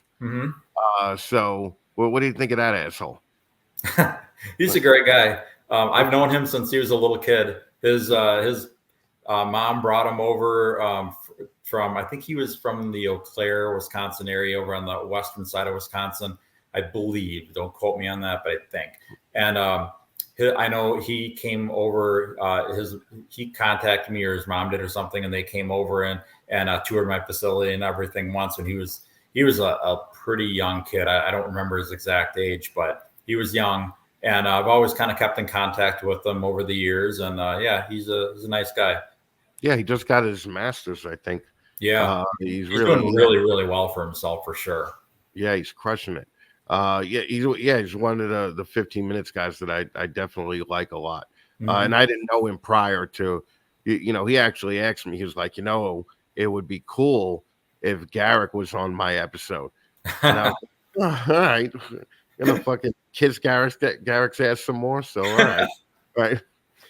So what do you think the next 5 years holds? I mean, do you plan on retiring anytime soon? Because you are 50, man. All right. So you're not going to be able to do this all day because I know, after 42, 43, those health issues fucking creep up. And, you're just waking up every day, sitting at the base of your bed, just saying, what's going to fucking crack as soon as my feet hit the floor? Oh, So- right now I've got a massive case of plantar fasciitis in my left foot. It's like a irritation of like the muscle that goes from your like forefoot into your heel, and it hurts so bad. And so I have all kinds of aches and pains, my neck and back and everything. And it's a lot of my injuries are from repetitive use. All the watering and cleaning and stuff. I'm kind of going through the same repetitive motion for hours at a time. But no, I'm not going to retire anytime soon. I've got way too many morphs to produce yet. Like there's so much that I want to do yet that I sometimes I think about it, I'm like, man, I'm 50. Like some of these combos that I want to do, I might not even be able to see them all the way through. At some point I'll slow down a little bit. Maybe at some point we'll get somebody to manage the business more, where I won't have to be as much of the day-to-day, doing a lot of the work. Mostly I would just like to work a few less hours a week than what I'm doing right now. And I think I'd be good to go for at least another 10 years. Those 55 to 60 hour work weeks get a little old after a while. As much as I love what I do, I just don't really want to. I have other things that I want to do too, and sometimes I just want to go home and sit on the couch and watch TV for a couple hours. So I'm not going to retire anytime soon for sure, but I'd like to kind of scale back a little bit and maybe not produce as many snakes. And, with the last few years being as good as it's been, we've been able to pay off our house like 10 years ahead of schedule. And I just don't feel the need to kill myself for this job as much as I have been over the past 20 years. So we're going to always probably work hard. I've got a really good work ethic, and I like to do a lot of the work myself, but I do want to scale back a little bit and just concentrate on producing the highest quality stuff, and maybe cut back on the paycheck type snakes, as you like to call it, because those are the ones that are the most work to sell. They do sell consistently for the most part, but they're a lot more work, because somebody that's buying like a $5,000 snake, they generally know how to take care of snakes. You usually don't have a whole lot of customer service as far as like care and feeding and stuff like that go into those snakes. It's the $200 to $500 snakes that you have to, you're continuously getting questions. Well, why won't the snake eat? Just all kinds of beginner questions. And I don't mind those as much as most people do, but it gets a little hard to deal with that when you're talking the number of snakes that I have. Like if I sold every single snake that I had at retail, I don't think I could handle spewing out a care page out of my mouth that many times. Right. Well, what are some hobbies that you have? What are other things that you like to do? Honestly, I haven't had enough free time to really enjoy a whole lot of hobbies. I like to travel, which is not an easy thing to do when you have a large facility full of reptiles. So I don't get to go on vacations all that often. But I have spent the last 30 years running.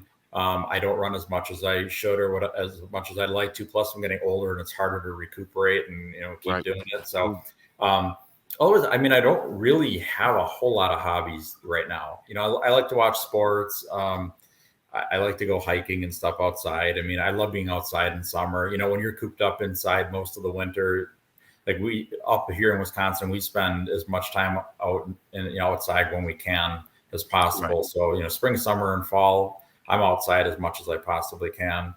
I would love to do more herping. I don't get a chance to go out and just look for herps in the wild. I do like doing that, but yeah, for the most part, I really haven't had a whole lot of time for hobbies. I've got 2 kids that are growing up really fast, and just life's been busy.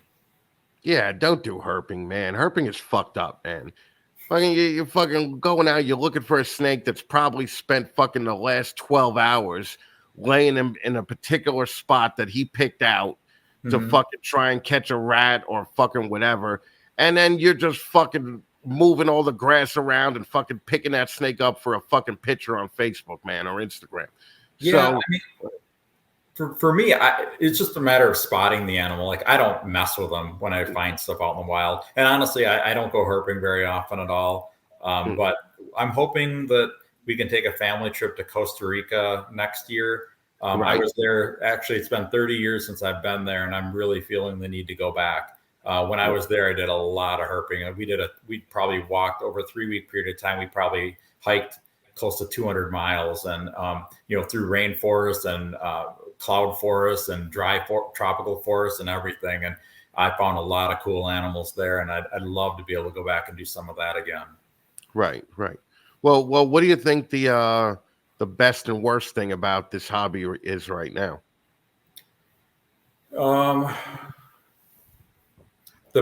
don't want to hear what the worst shit is from you, because fucking I know that you're not going to tell me the absolute worst thing that you see or have to deal with.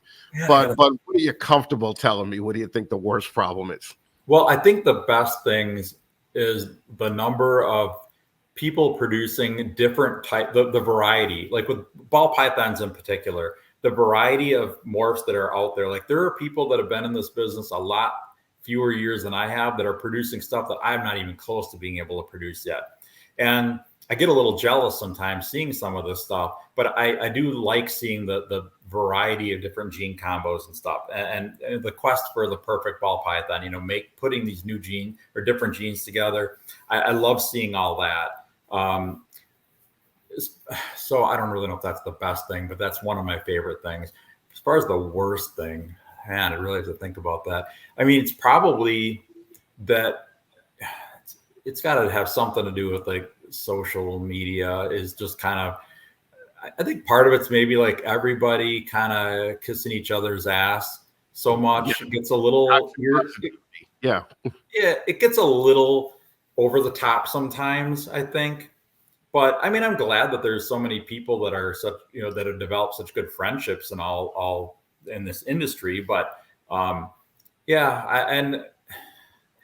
would say the thing that irritates me the most are all the people that will respond to like a Morph Market ad, and they either have like a one word inquiry, or they'll just put their zip code in, nothing else. It's like you can't even like introduce yourself or say anything. You just put in your zip code, and otherwise people, like if I've got a snake up for like $1,000 and somebody just put up $500 shipped ?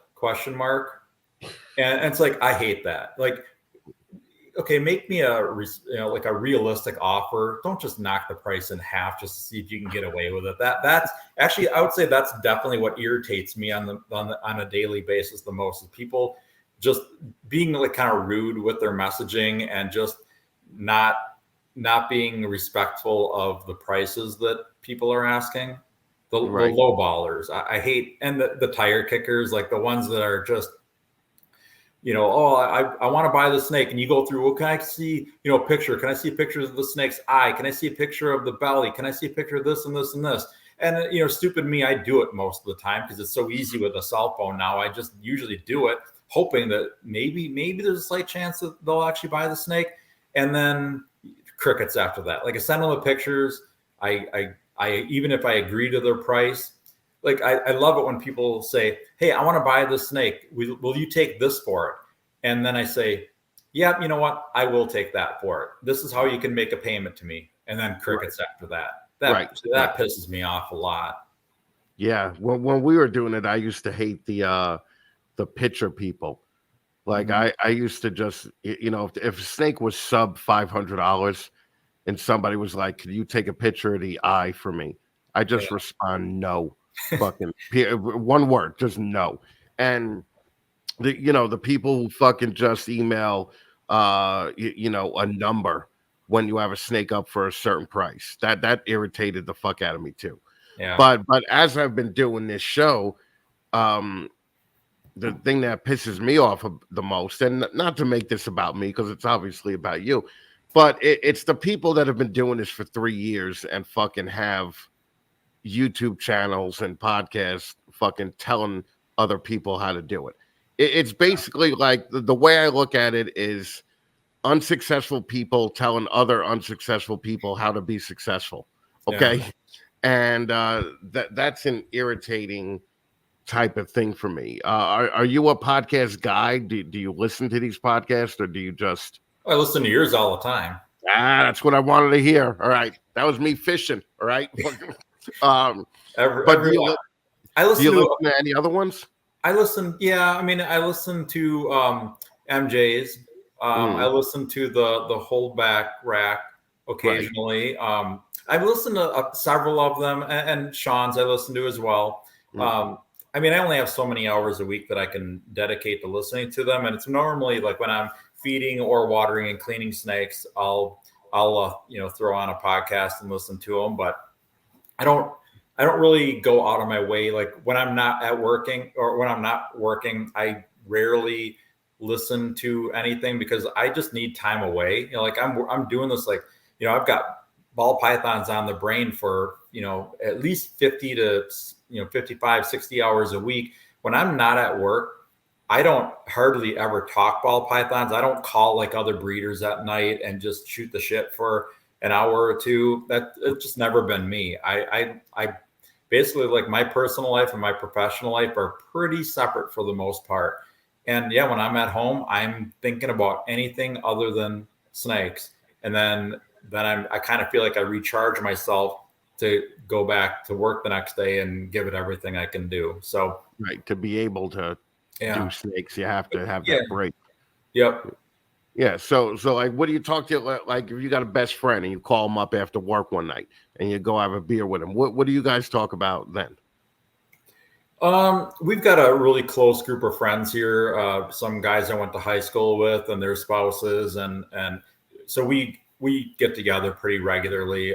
Probably a little bit too regularly sometimes. Like, we usually get together like 1 to 2 nights a week, and like on the weekends, and just have a few beers, go out for dinner, that kind of stuff. My business will come up. I might just tell them what was going on this week, or if anything really stupid happened, or anything like that, because they all are very familiar with my business. But I don't know, we talk about all kinds of stuff that's mostly not anything to do with reptiles. Maybe some stuff from our past, from high school or college or whatever, or just whatever's going on with our kids. We all have kids that are roughly the same age too. So we don't, I don't really focus on work stuff when I'm outside of work that much. Well, I mean, was there ever a point where you were hanging out with your friends and your friend's like, I'm a doctor, and the other friend's like, I'm a lawyer, and you're like, oh, I put 2 fucking reptiles in a tub and fucking and wait for eggs? Yeah. Well, when I was in college, and so when I went to college, I had no idea what I wanted to do. I just knew that, when I graduated high school, I was going to college. So I did. I took some general classes, and eventually throughout college, I figured out that this is what I wanted to do. And, meeting people in college, and even for the first few years afterwards, until I really got to be successful and went full time with it, I would feel like anytime anybody asked what I wanted to do or what I do for a living, it was like, oh God, this is going to be like a 35-minute conversation trying to justify why I'm doing what I'm doing. Like, right. You do what? And, people outside of this industry have no idea about the scope of this industry and how big it actually is. And it's very tiny compared to most industries in the world, but it's still pretty big, especially for us.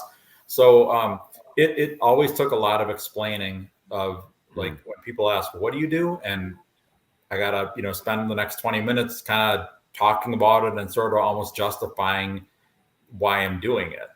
But right. It's been a lot easier since I've been successful and I've been doing it full time for so long. I don't get quite, and it's weird. Like, even like back in the 90s, I would get all kinds of crazy looks from people when they heard what I do or what I want to do, especially before I started actually doing it full time. When I was aspiring to be a breeder, like, I think even all my good friends kind of probably thought I was insane. Like, you're not going to be able to make a living breeding ball python or breeding reptiles. There wasn't even ball pythons then. Breeding reptiles, you can't breed lizards and make enough money to survive on. And I'm glad that I was able to prove them wrong. But it definitely took a lot of convincing people that this is a legitimate business. I remember the first time I told my father I'm going to do ball pythons for a living.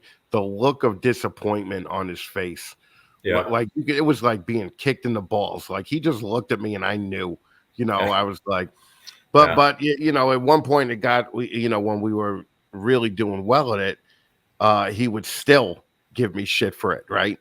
And I would always say, well, Dad, when you ran your ball python business, what did you do in this situation? And he would just look at me and be like, I never ran a ball python business. And I was like, then shut the fuck up. All right. Nobody wants to hear from you. All right. Yeah. So that's like my go-to line now with whatever I do. Like I would love to bring my father on this podcast and let him just go off on what a disappointment I've been to him. Like I would love that. Sounds like a Christmas episode to me. It really does, right? I mean, I'm thinking about it because in LA, I was a musician, and that disappointed him, right? And we were like successful, like we had our own business, and I was a musician. And I remember when I came home to New York, back to New York, when I lost everything. We were at Thanksgiving dinner, right? And fucking, I looked at my father, and my whole family was there, right? And I go, listen, Dad, I wanted to do a bonding moment with him, right? So I was like, listen, when I went to college, we only had one car, and you let me take that car to college, and you took the train to work. And I don't think I ever thanked you for it, so I just wanted to thank you for it, right? Thinking, like, fucking, this is my end. I cracked the code, right? And he just looked at me, and he goes, yeah. He goes, you really did turn out to be a pretty big disappointment. And I was like, you motherfucker, right? Well, I got really lucky. My parents were very supportive of me. And I think mostly at that point, by the time I started really getting into it, they were just praying that it was going to work out because they knew how much work I put into it. And they helped me quite a bit with it. They gave me space in their basement to keep animals initially. And I think, I'm very fortunate that my parents were supportive and actually helped me wherever they could. Oh, yeah. Because mine were not. Okay. But it was definitely a funny time because fucking he was like, fucking, you lost it all in LA and now you're gonna breed ball pythons. He's like, this is your big plan for the comeback, right? And I was like, I got this. And he's like, yeah, all right. Turns out, he was right. But that's the lesson that some of these fucking 25-year-olds and 28-year-olds got to learn. Fucking, this just it's gonna be hard.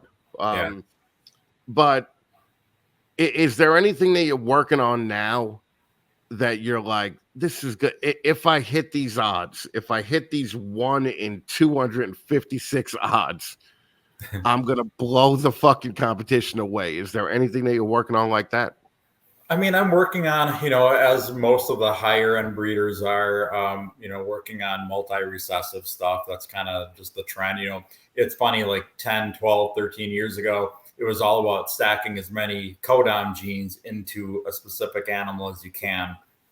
And now it's the same thing, but it's all recessives. Everybody wants like a DG, Axanthic, Ultramel, Monarch, Clown Pied, like just mixing all those different. I know some of those don't make any sense to put together.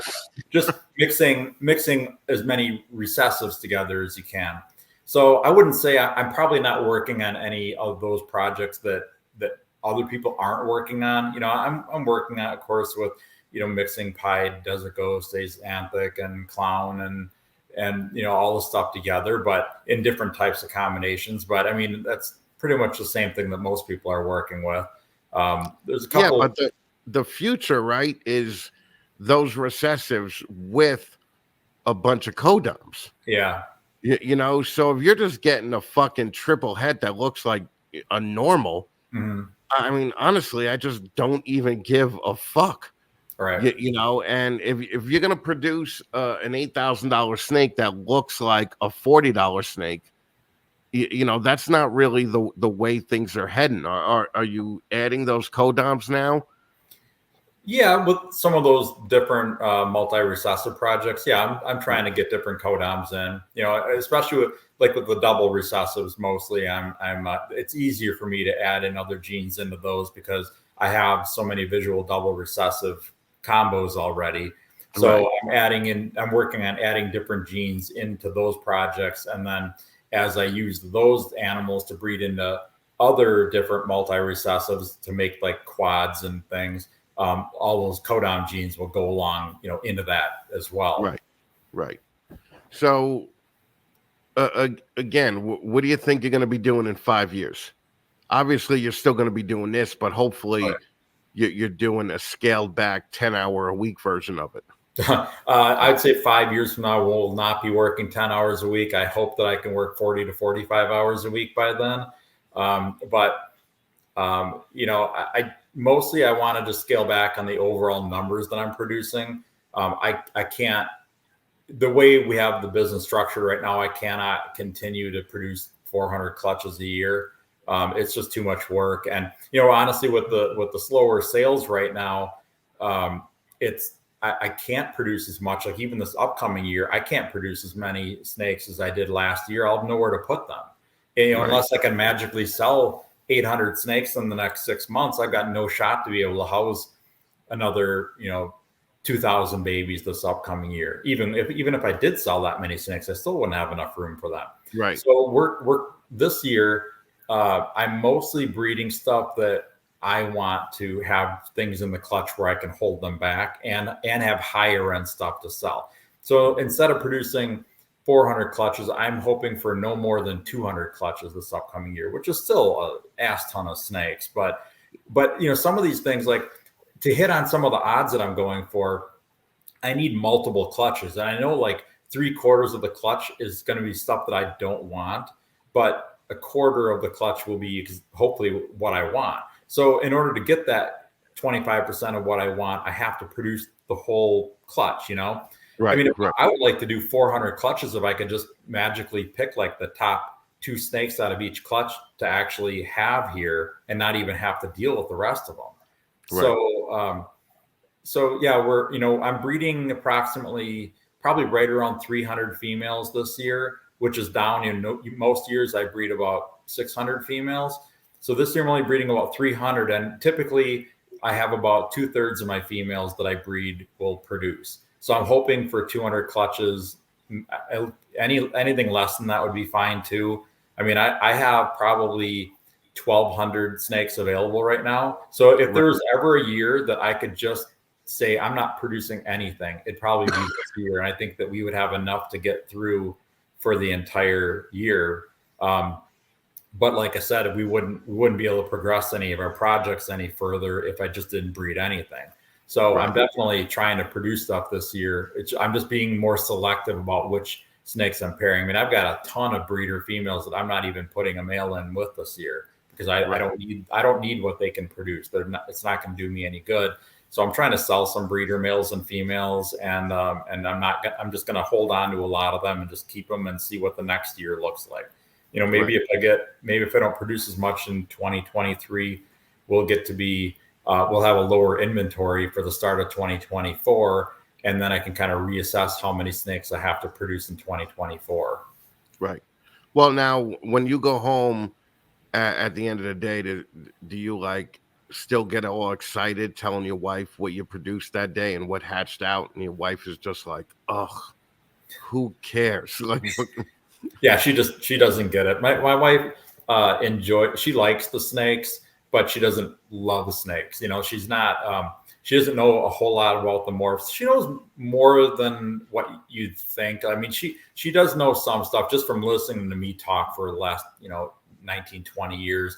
She understands a lot of it, but she doesn't really care all that much. She's happy for me if I'm excited about something that I hatched out, but she's not like, if I start spewing off genetics to her eyes just kind of glaze over and she's like, okay, whatever. I don't know. I don't even know what you're talking about. Like, you lost me 2 minutes ago. yeah. But don't yeah, be I still like a rock star. Yeah. Fucking, yeah. because I don't care. Right. Right. Yep. You'd mentioned the $60,000 banana before. Is there anything out there right now that's truly worth $60,000? I don't think so. Not that I can think of. I mean, are there any snakes out there that are going for 60,000 right now? I mean, that's how not in the fucking hobby I am. I don't give. yeah, I don't know. I've heard of some going for like 30 and 40, I think, Right. but yeah, not much. And there's nothing I'd pay 60,000 for. And I did not pay 60,000 for my first banana. Only 40,000. That's insane. Which ended up being a little bit of a mistake because that didn't work out as well as I'd hoped, and it took me a long time to make my money back on the banana project. But regardless, I'm kind of past the point of spending that kind of money on snakes now. I guess as I'm getting a little bit older and starting to kind of think about retiring, and I don't know if I'll ever fully retire, at least not until I'm too old to physically do any of this. But I'm thinking about like, okay, if I want to kind of take the foot off the gas pedal and kind of scale back a bit, I can't be blowing large amounts of money on and not necessarily knowing if I'm going to get it back. Just a little bit more conservative now than I was 10 years ago. 10 years ago, I'd buy $20,000 snake. Yeah, no problem. I want it. I'll just buy it. And this last year, I think I bought 2 snakes for a total of like $15,500. I actually think that's I bought 2 snakes in all of 2022. So, but they were gene combinations that I either couldn't produce or my odds of producing were very, very low. So I just said, you know what? I'm not going to waste my time trying to make this snake for the next 3 or 4 years. I'm just going to buy it and put it into projects right away. So, right. And that's the way to really do it, right? The way to do it is save up that money and save the time. Yeah. Because fucking, these fucking cunts buying possible hets and fucking, hoping that, they're going to hit that fucking, lucky charm is just, it's not even realistic because you waste 3 years just finding out, So I definitely don't, I think the gene testing is going to be good, but I also think the gene testing isn't progressing as rapidly as everybody hoped it would. Yeah. So did you have anything gene tested yet? Not yet. Going back to what you're saying about possible hets, it's funny that you mentioned that. I had a customer come up and pick up a snake for me today, and he actually bought a pair of possible double het hypo puzzles, and he bought a pair of possible double hets. So both of them were possible double het. And he produced puzzles and hypos in the clutch. Did he really? Yeah. Oh, fuck that guy. Unbelievably lucky. Fuck that guy. So it could happen from time to time. But as far as genetic testing goes, I think I've got 1 shed saved here of something that I want to get tested for. And I have several other snakes that I want to get tested, but the tests haven't come out yet. I've got some clowns that are possible het for G-stripe, females that I'm growing up, that I'd like to get them tested to figure out if I need to hold on to them or not. And then I have some clowns and kryptons that are possible het for desert ghosts that I'm growing up. And obviously I don't need a normal clown or a normal krypton here. So I'd like to get them tested and keep the ones that are het for desert ghosts and then move the rest of them on down the road. So, not too many snakes that I need to get tested, but couple. Well, the desert ghost thing I think is more realistic to get done before 2023. The G-stripe, fuck, you're gonna be fucking waiting till 2027, man. That's it could be, and I'll proven those females out by then. Yeah, seriously. It's fucking crazy. So, what do you think of the NIDO testing shit that's been going around for the last year or so? It's really become kind of a big thing. Do you offer like a NIDO guarantee now or anything like that?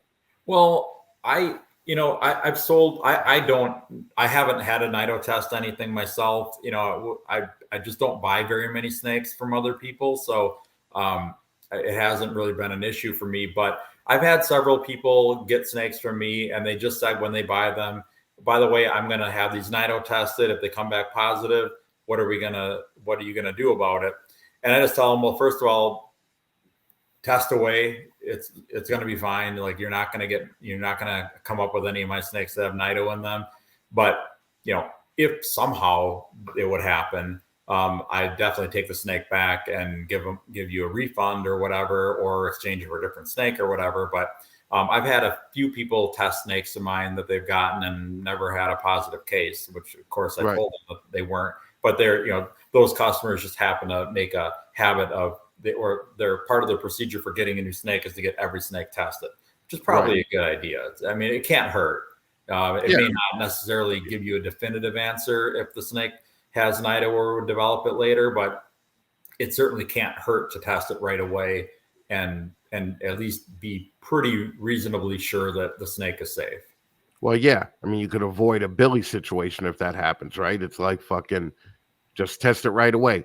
Don't test it fucking 8 months later. Right. And fucking, it comes back positive and then you want your shit back, Yeah, because then who knows where it came from? Might have come from your own collection. Right, exactly.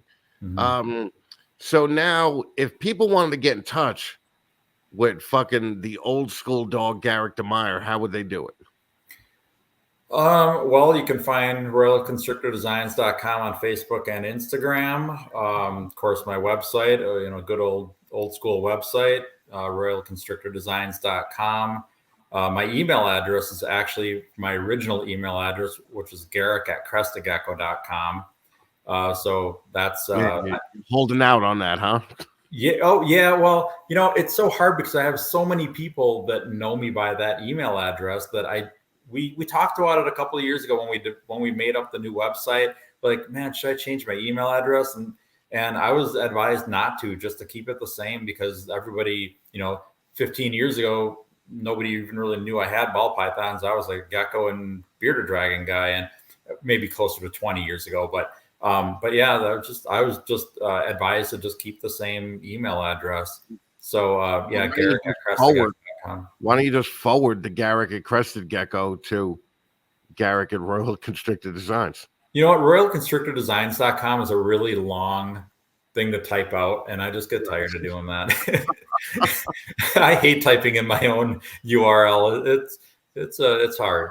So yeah, I mean, that's something we could probably do in the future. I probably should do it just to make things a little easier. But luckily, my name is unique enough that everybody sees the name Garrick at the beginning of an email. They're going to assume it's me anyway. It could be Garrick@whatever.com, and people would probably know it's me. Yeah, you're not going to do it. You're 50 years old. You're not going to change. I don't really like. I mean, I'm okay with small changes. I don't really like to do major changes anymore, and I also don't like to learn new technology either. I found that my brain is kind of stopped. Like, I remember ripping on my parents years ago when they couldn't figure out how to program a VCR. And I'm kind of like, I'm almost getting to that point now. And it's not because I don't have the capacity to learn. I don't have the time to learn new technology that much. So yeah, it's a struggle. The struggle is real. I stopped learning about 5 years ago. I was like, I've found out that for every new thing I learn, something old goes away. Oh, so I may be able to, program Java, but then I'll forget how to walk steps. And I don't want to do that, so. Yeah. But I know myself, and I'm almost your age. I'm a year away from being you. Okay. Mm-hmm. This year I'm going to be 50. So, yeah, I don't like new shit either. I don't even use Instagram the right way. I don't either. It's just the worst. Yeah. But also I don't have a fucking AOL address fucking hiding away somewhere like you probably do. So fucking I do actually. I have an AOL. Oh, I had an AOL email. I don't know if it still works or not, but I did have one, back in the late 90s. I had an AOL address. Oh yeah. Yeah. No, I had AOL and Net Zero. Mm-hmm. Fucking, so it's the worst. It's the worst getting old, everybody. We rip on all these young people, but fucking, I just looked at a 23-year-old the other day, and he was looking at me like, shut up, I'm better than you. And fucking, I was just thinking he's probably right, because he has more time to prove himself that he's going to be better than me, So, you just got to fucking eat it and take it. That's why I'm so angry all the time. So that's the way it works. Yeah. But Garrick, thank you for fucking taking the time. I know this is right around dinner time for you, so fucking go eat dinner with the family and fucking hang out. And thank you so much for hanging out for a little bit. Yeah, absolutely. No time or no problem. I'm happy to be on. Well, fucking, I will maybe see you at Tinley later in the year. Okay, Fucking October. Tinley, yeah, October, maybe October, but I doubt it. Probably not. You know what? Never mind. Um, there's more of a chance I might go to Monitor Fest, which I think is close to you. Okay. So if I go there, I'll definitely call you up and we'll go to dinner. I don't want to see any snakes. No need. I don't think you're that close to me. Oh, I don't really? think that's yeah. Mike is he's not that close to me. He's down in the Chicago area, isn't he? Yeah, but I think that the Monitor Fest is in Wisconsin somewhere. Wisconsin's So, pretty fairly large. I'm about 4 hours north of Chicago. oh yeah, I'm not going to drive 4 hours just to have dinner with you. Um, We'll see if we can work something out. But But we'll, yeah, we'll figure something out. All right, yeah. brother. All right, take care, my friend. Thank you You again. too. I'll talk to you All right, soon. man. All right. Bye-bye. Bye. Geeky Geckos is Arizona's largest gecko breeder, and they're helping usher the Fatman into the leopard gecko space. They have a really popular YouTube channel for education, care, and breeding, and all that other fun shit. And they have an active community on Instagram, Facebook, and Discord over at Geeky Gecko Creations. Oh, since they're in Arizona and it's fucking 98 degrees there in the winter, they could ship year round. Plus, if you buy from them, they basically have free consultations about your collection for life. That's forever. Forever and ever. Call or text Frank today at 480-299-7657 with any questions or inquiries that you have. That's a fucking man that stands by his shit, that he's willing to give out his fucking cell number to all of you degenerates. There's another Snakes and the Fat Man special with Geeky Gecko Creations. It's hard to fucking say. There's a special 10% discount on all applicable animals using code SATFM10 at checkout. Go check out Frank and his awesome fucking animals at geekygeckocreations.com. I hope you guys had a great time this week. I fucking love Garrick, love fucking Chris Sundly, who's fucking crushing it too. So thank you. This was a good episode, I think. I mean, if other people could do it on their shows and tout their greatness, why can't I, right? Listen, if you like what you see here, join our Patreon. The Patreon's actually been growing this last month. Got a couple new people in, and I'm really loving it. You got to go to patreon.com/snakesandthefatman because I'm a dummy and I set it up as an adult site and they don't let you change it. Okay? So you got to go directly to patreon.com/snakesandthefatman. I mean, you could be like all these fucking cool people here. Well, look at all these cool people right here. I mean, these people fucking rock my world. Any money made from the Patreon doesn't go to pay my bills or any dumb shit like that. It goes into buying new equipment and doing shit for this show that hopefully makes you guys laugh more.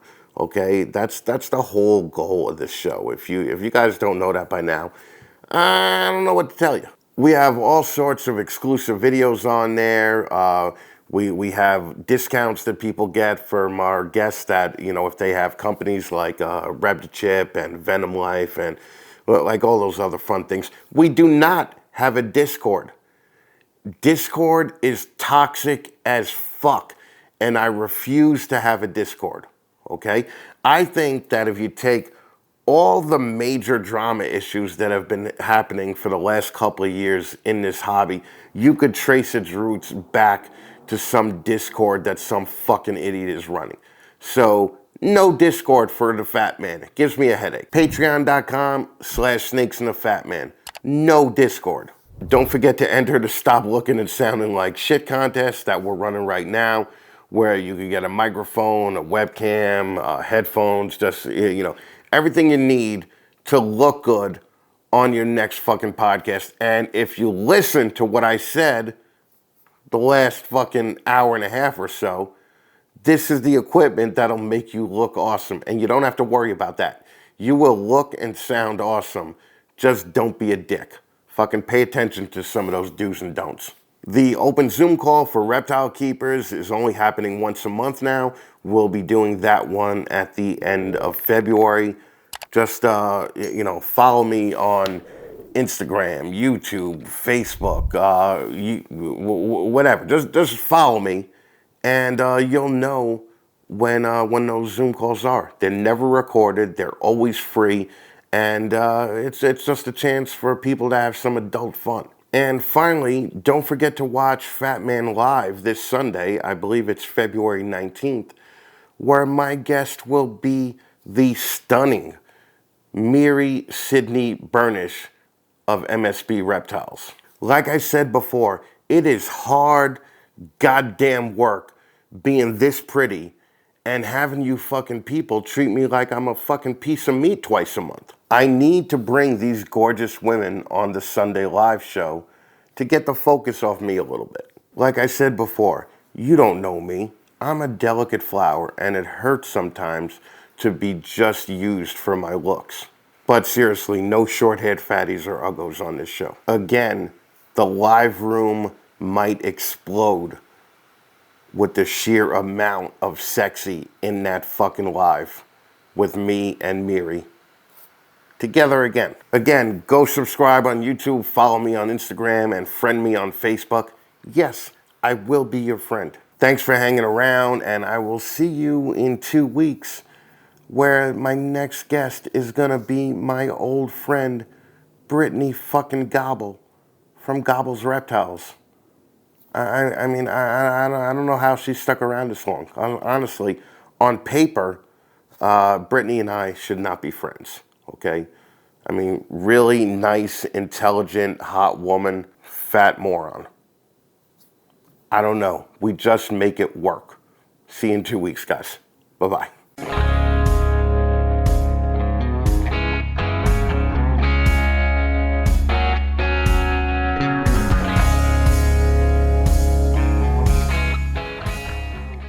Everyone talks their own shit about what kind of racks you should buy. Metal racks are great, but everyone doesn't want a goddamn 7-foot high, 6-foot wide, 2,000-pound metal rack in their fucking house. That's a 2-refrigerator footprint, man. 2 fucking refrigerators. Sea Serpents makes insane quality racks that could fit anywhere. They're stackable PVC racks that are living room friendly, and they're shipped fully assembled with heat tape already installed. Just plug it into a thermostat and you're ready to go. When we had the shop, we had over 20 Sea Serpent racks there before they ever became a sponsor of Snakes and a Fatman. I don't breed much anymore these days, but I still have a few racks here in my house, and you could be goddamn sure that they're Sea Serpents. Oh, and they also make hotbox incubators, probably the best reptile incubators made in America. At the height of our breeding business, we had 4 4-foot hotbox incubators, and again, I still have a small hotbox incubator here in case anything I keep actually does breed. Go to SeaSerpents.com and check out their incredible selection of PVC racks, and tell Chris Nettles that the Fatman sent you.